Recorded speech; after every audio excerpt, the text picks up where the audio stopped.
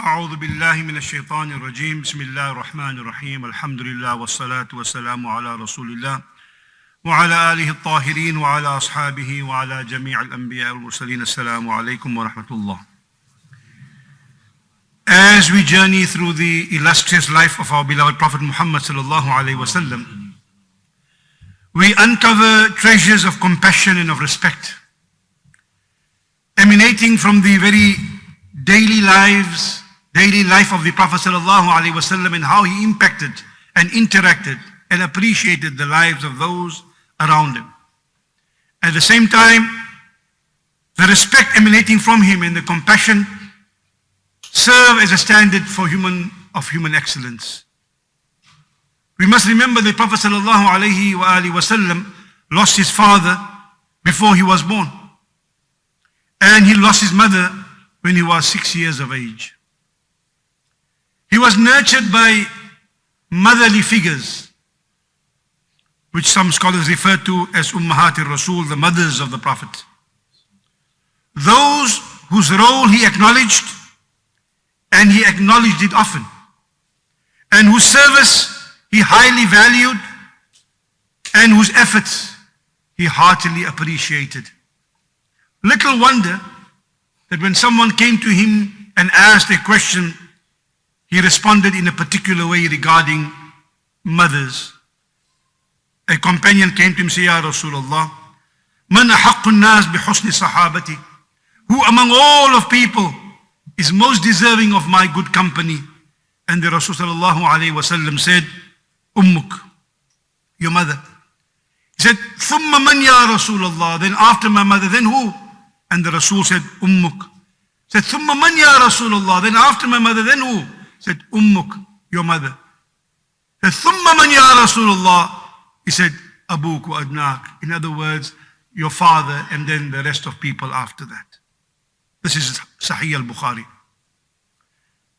Now, the Prophet's own biological mother, Amina binti Wahab, passed away at Abwa, which is near Medina, when she took her 6-year-old son and only child to visit the grave of his father, Abdullah.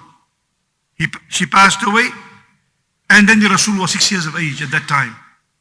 And during his formative years, he was also nursed by Halima binti Abu Duaib, or Halima to Sa'di as we know her, who cared for him for some years in the desert area until he was 5 years of age. And thereafter, he was cared for by two key people. One was Ayman or Baraka, who was an Ethiopian from East Africa, a person who was a companion and an aid for his mother Amina, both during her pregnancy and during when she gave birth to the Prophet. They call her Baraka, Ayman. She will play an important role throughout the life of the Prophet sallallahu alaihi wasallam. She was there at his birth. She was there to console his mother when the father passed away. She was there when the mother passed away. She buried the Prophet's mother. When the Prophet's mother passed away, she took him on 8 days from the place where the grave was of Sayyidah Amina to his grandfather. She was there when Khadija gave birth to Fatima. She was there when Fatima gave birth to Hassan and Hussein. She was there when the Prophet passed away. And she was there when Sayyidah Fatima passed away. The only person that we know of who was there with the Prophet from birth to death. Throughout his entire life, she witnessed his birth. She was there, from the childhood, and she was there for his children and grandchildren, Hassan, Hussein, Zainab, may Allah be pleased with all of them, and even for Fatima. So, she was also the helper on the battlefield. And that is why this lifelong companion, whenever the Prophet ﷺ later on saw her, of course she outlived him, he would tell people and point at her and say, Hiya ummi ba'da ummi. That's my mother after my mother. When he was coming from his mother's grave and Baraka took him to grandfather Abdul Muttalib, 2 years after that Abdul Muttalib passed away. And he entrusted the Prophet to his son Abu Talib and Fatima binti Asad. Fatima binti Asad and Abu Talib, of course the father or the parents rather, father and mother of Sayyidina Ali. And Fatima took loving care of him.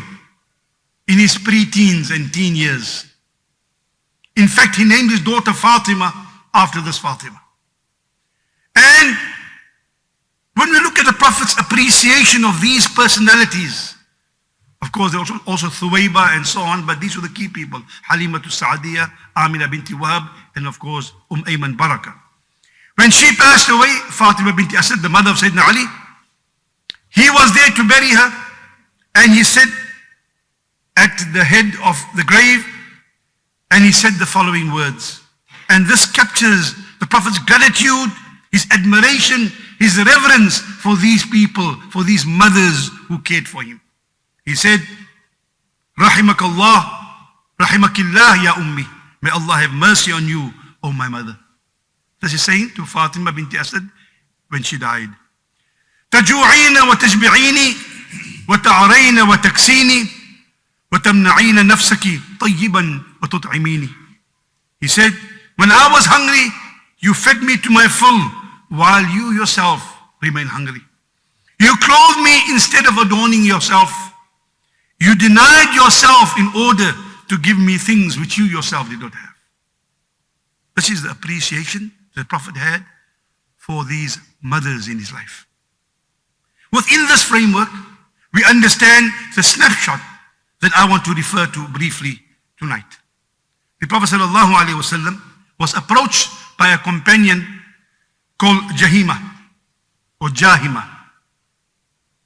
Jahima came to Rasulullah and he was a young man.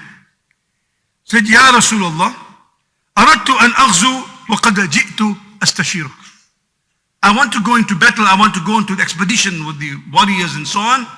And I came to consult with you, I came to seek counsel from you.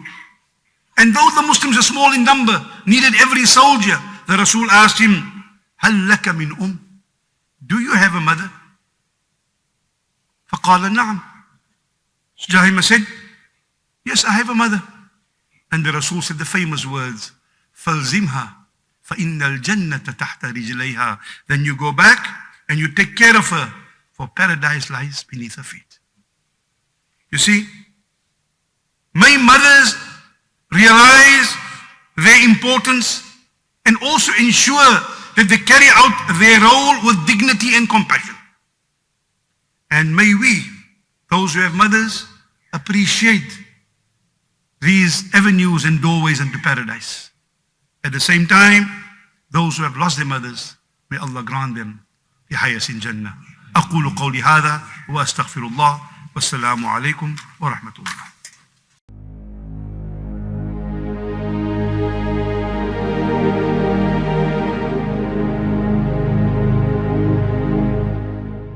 With your zakat and contributions, Islamic City will continue its mission to cultivate peace, inspire action, explore positive solutions, and encourage purposeful living through the universal teachings of Islam. Please, donate now.